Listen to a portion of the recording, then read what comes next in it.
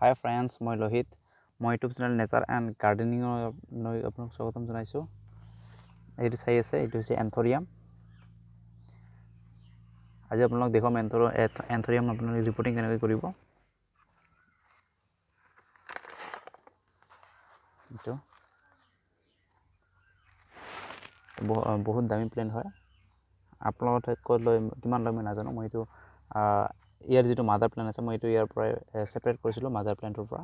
এইটো এটা চাইডেদি ওলাইছিল, এইটো মই ছেপাৰেট কৰিছোঁ আগতে। মাদাৰ প্লেণ্টটো লৈছিল মোৰ পৰা 500 লৈছিল, 500 টকা। আপোনালোকৰ ঠাইত ক'ত ল'ব কিমান লয় নাজানো, ক'তবা হয়তো বেছিও ল'ব পাৰে, 1000 টকা 1500 টকা ল'ব পাৰে। এইটো ইনডোৰ প্লেণ্ট হয়, আপোনালোকে ইয়াক ঘৰত ৰাখিব পাৰে। কিন্তু আপোনালোকে মনত ৰাখিব, পৃথিৱীত কোনো ইনডোৰ প্লেণ্ট নাই। যিমান ইনডোৰ প্লেণ্ট আপোনাৰ মানুহে নকওক কিয় বা ইউটিউবাৰে যিমান নকওক কিয়, চব আউটডোৰ প্লেণ্টেই হয়। ইহঁতক কোনোদিনে আন্ধাৰত ৰাখিব নোৱাৰি। ইহঁতক পোহৰ লাগে, ৰ'দ নাপালেও পোহৰ লাগে, ধুনীয়া পোহৰ লাগে, ব্ৰাইট লাইট। আপোনালোকে যদি আপোনালোকে ইনডোৰ প্লেণ্ট হিচাপে ৰাখিব পাৰে বিচাৰে, তেন্তে আপোনালোকে এই খিৰিকীৰ ওচৰত ৰাখক বা দুৱাৰ দৰ্জাৰ কাষত ৰাখক বা বেলকনিত ৰাখিব পাৰে। আপোনালোকে বাৰাণ্ডাতো ৰাখিব পাৰে, যিকোনো ঠাইত ৰাখিব পাৰে, যাতে ই য'তে ৰাখক কিয়, য'তে নাৰাখক আপোনালোকে যাতে ই ভালদৰে পোহৰ পায়। সূৰ্যৰ পোহৰ নালাগে বেছিকৈ ৰ'দ পালে ই মৰি যাব পাৰে, ৰ'দ পাব নালাগে, কিন্তু পোহৰ ভাল পাব লাগে। যিকোনো গছৰ তলত ৰাখিব পাৰে আপোনালোকে। এতিয়া আপোনালোকক দেখুৱাইছোঁ ইয়াত ৰিপৰ্টিং মই কেনেকৈ কৰিম। প্ৰথমতে লৈছোঁ এইটো টাব। আপোনালোকে প্ৰথমতে টাব চিলেকশ্যন ভালদৰে কৰিব। ইয়াত ফুটা থকা হ'ব লাগিব এনেকুৱা। এইটো মই কিনিছোঁ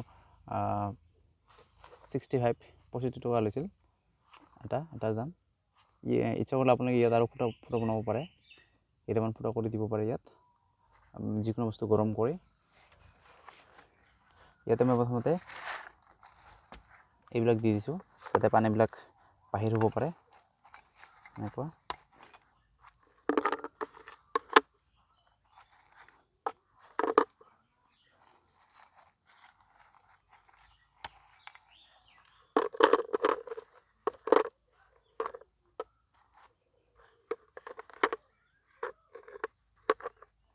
তাৰপিছত মই ইয়াত শিল দিছোঁ। তাৰপিছত ইয়াত মই এনেকৈ বালি দিম, যাতে ইয়াৰ পানীখিনি জমা হৈ নাথাকে। এতিয়া আপোনালোক দেখুৱাম মই পটিং মিক্স কেনেকৈ মই পটিং মিক্স কৰিম।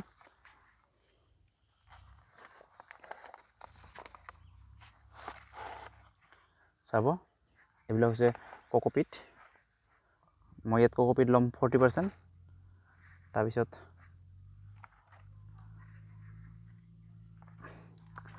গোবৰ সাৰ লৈছোঁ 40%। আৰু আপোনালোকে যেতিয়া গোবৰ সাৰ দিব, চাব যাতে ফুলি ডিকম্প'ষ্ট হয়। যিমান পুৰণি হয় সিমানেই ভাল। 2 বছৰ 3 বছৰ যিমান পুৰণি হয়, কমচে কম এবছৰ পুৰণি গোবৰ ল'ব। তাৰপিছত মই ইয়াত এইটো ফাঞ্জিচাইড, বায়' ফাঞ্জিচাইড হয়, ট্ৰাইকোডাৰ্মা।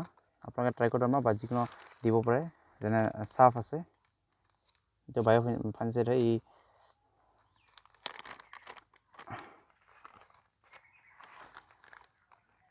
অলপ দিম, বেছি নিদিওঁ।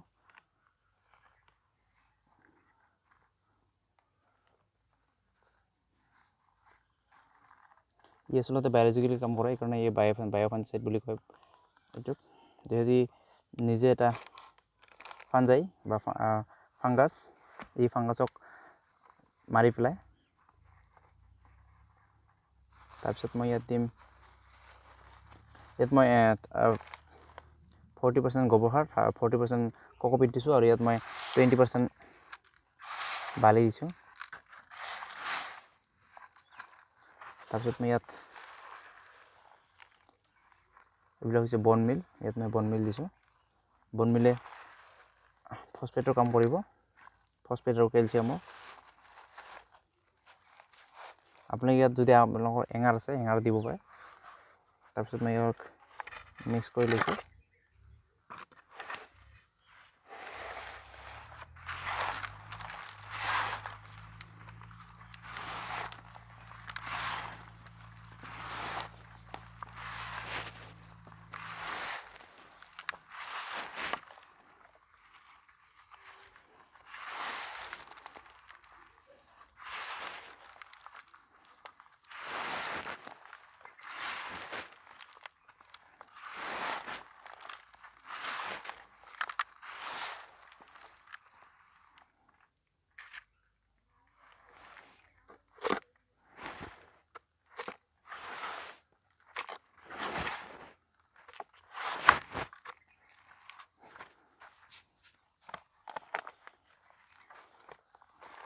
চাইছে ইয়াত মই দুটা, এটা হৈছে বেগনীয়া আৰু এইটো হৈছে হাইব্ৰিড মানি প্লেণ্ট।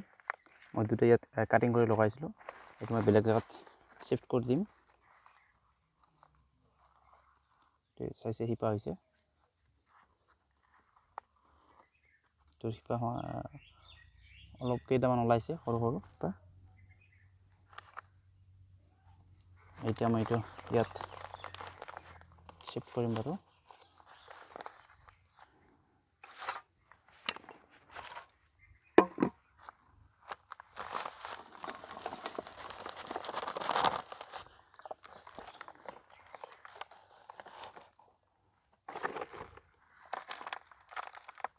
চাইছে ইয়াৰ পৰা দুটা পুলি ওলাইছে।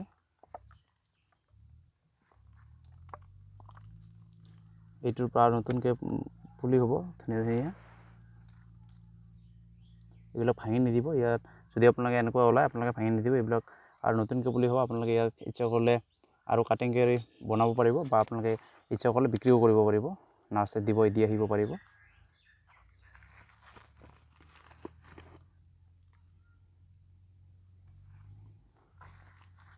গতিকে ইয়াত মই এতিয়া মাটি দিম।